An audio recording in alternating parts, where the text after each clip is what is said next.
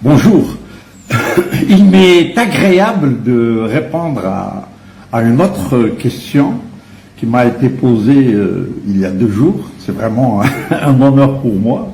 Imaginez un peu des gens qui me posent des questions et qui me demandent des conseils. C'est un honneur pour moi, un grand honneur. Donc, merci encore une fois. Donc, la question est la suivante. Comment peut-on réussir dans un pays où les difficultés deviennent de plus en plus étouffantes? Comment peut-on réussir quand nous n'avons rien? Comment peut-on réussir quand nous n'avons pas les diplômes nécessaires? Comment peut-on réussir si nous n'avons pas de capital? Comment peut-on réussir si nous ne connaissons personne qui soit important et qui puisse nous apporter une certaine aide? Eh bien, mesdames et messieurs, permettez-moi de partager avec vous une citation qui est très très importante et qui peut répondre en partie à cette question. La citation est la suivante.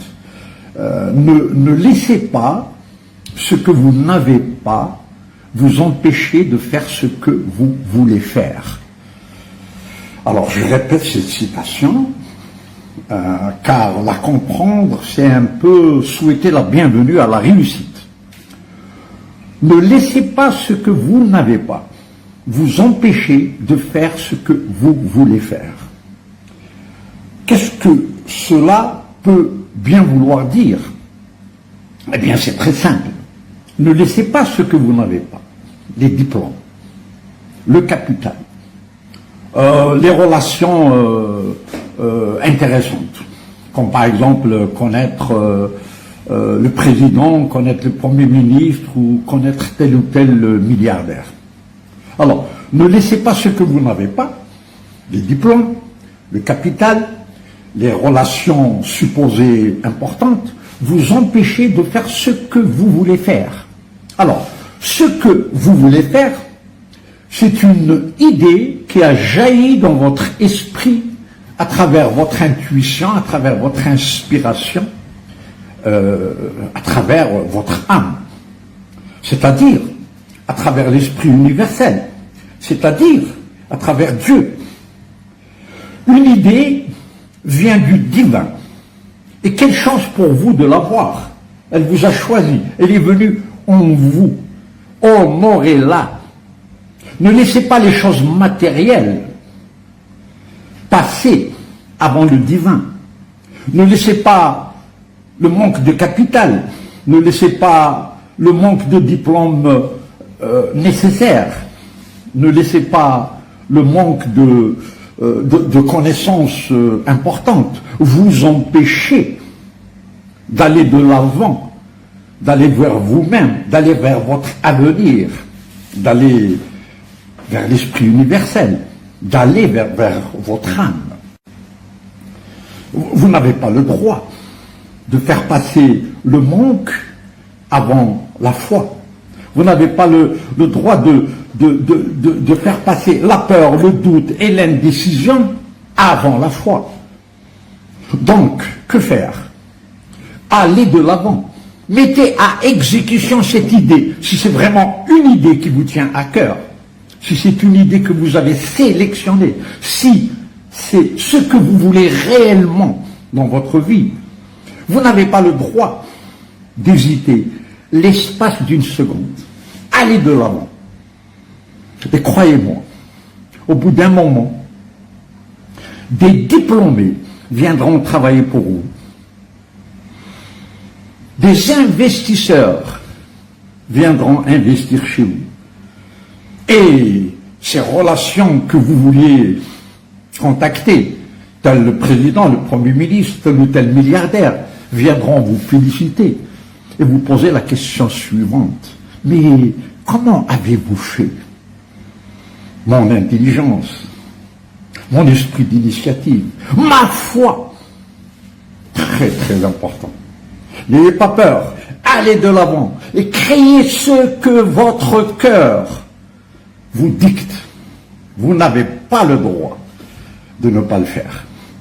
Ceci est capital. Donc, dans la vie, ce n'est pas le capital financier qui est important. Car si vous l'aviez, vous avez déjà réussi. Ce n'est pas le capital important qui est important.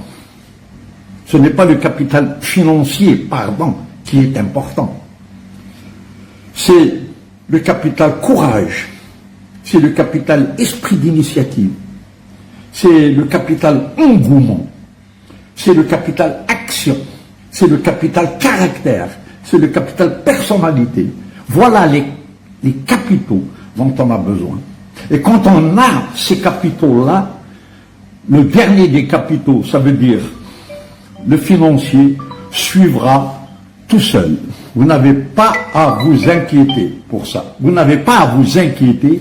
Le capital financier suivra ces capitaux qui sont tellement importants. Donc, mesdames et messieurs, il est important que nous nous disions que dans la vie, si une idée vient vers nous, nous devons comprendre qu'à travers notre âme, l'esprit universel nous l'a envoyé. Nous n'avons pas le droit de l'ignorer. Nous n'avons pas le droit de nous dire « mais je ne peux pas faire ceci car je n'ai pas les diplômes requis. Mais je ne peux pas faire ceci car je n'ai pas assez d'argent. Mais je ne peux pas faire ceci car je ne connais personne qui soit important. » Vous n'avez pas le droit de faire ça. Il est de votre devoir de croire en vous-même, on appelle ça la confiance en soi, de croire en vous-même, de croire en vos capacités, de croire en votre projet, puisqu'il est ancré dans votre cœur, puisque c'est ce que vous voulez. Vous n'avez donc pas le droit de ne pas foncer droit devant. Car, vous savez, quand vous le savez, certainement, la plus belle définition de la réussite, c'est celle-ci. La réussite, c'est aller droit devant vers l'objectif que nous avons choisi sans aucune garantie de succès. Je n'ai aucune garantie que je vais réussir. Mais croyant dur comme fer en mon projet, j'y vais quand même. On appelle ça la foi. Et comment voulez-vous ne pas réussir si vous avez cette extraordinaire foi au fond de vous-même? Mesdames et messieurs, chacun de vous est un miracle. Chacun de vous a des possibilités extraordinaires. Vous ne pouvez pas imaginer votre pouvoir intérieur. Il est de votre devoir d'atteindre votre potentiel. Il est de votre devoir d'atteindre votre vraie version. Il est de votre devoir d'aller droit vers ce que votre cœur vous dicte. Car vous êtes exceptionnel, car vous êtes unique, car vous êtes un miracle. Vous n'avez donc pas le droit de ne pas réussir. Vous n'avez donc pas le droit de ne pas être heureux. Vous n'avez pas le droit de ne pas être riche.